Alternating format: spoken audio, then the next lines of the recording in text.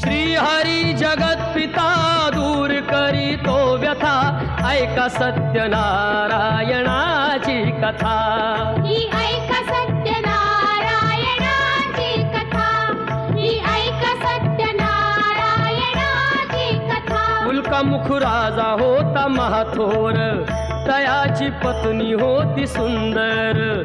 नदी किनारी एकदा त्यांनी घातली महापूजा दोघांनी. आली एक नौका त्याच मार्गानी, नाव भरलेली पूर्ण द्रव्यानी. होती व्यापारी साधू बाण्याची, रीत पाहण्यास आला पूजनाची. उल्कामुख त्यास बोले ऐकावे, व्रत नारायणाचे आचरावे. मनोइच्छित फळ मागावे.